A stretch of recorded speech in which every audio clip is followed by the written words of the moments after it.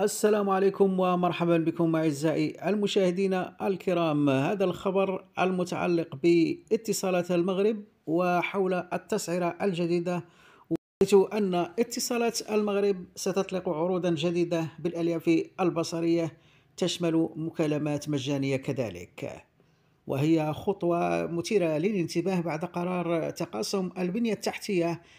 أعلنت شركة اتصالات المغرب عن تحسين كبير لعروض الإنترنت بالألياف البصرية، يعني فيبر أوبتيك، وتشمل هذه التغييرات المشتركين الحاليين والجدد كذلك، وتحمل في طياتها تحسينات نوعية في الصبيب دون أي تغيير في الأسعار، إلى جانب إطلاق تسعيرة جديدة في لاحقا، حيث أنه ابتداء من 20 أبريل 2025 سيستفيد جميع زبناء اتصالات المغرب الحاليين والجدد من مضاعفة في صبيب الإنترنت دون أي تغيير في الفاتورة الشهرية.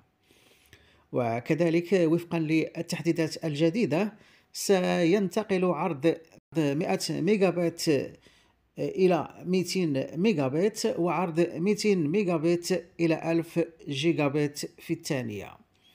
وقد شرع بعض الزبناء بالفعل بملاحظة هذه الزيادة خلال الأيام القليلة الماضية، في إشارة إلى أن عملية التحديث جارية بشكل تدريجي. كما ستشرع اتصالات المغرب ابتداء من فاتح ماي 2025 في تطبيق تسعيرة جديدة لعروضها الخاصة بالألياف البصرية، حيث سيكون سعر عرض 100 ميجا بايت في الثانية 400 درهم في الشهر، وعرض 200 ميجا بايت سيكون سعره 500 درهم شهريا، وأخيرا سيبلغ سعر عرض 1 جيجا بايت في الثانية 1000 درهم شهريا.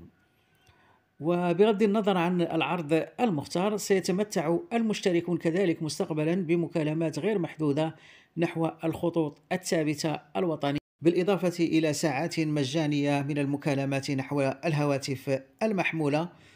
وتمثل هذه الخطوة مرحلة جديدة في استراتيجية اتصالات المغرب لمواكبة الطلب المتزايد على الإنترنت عالي الصبيب في المنازل المغربية. دمتم بخير وإلى اللقاء.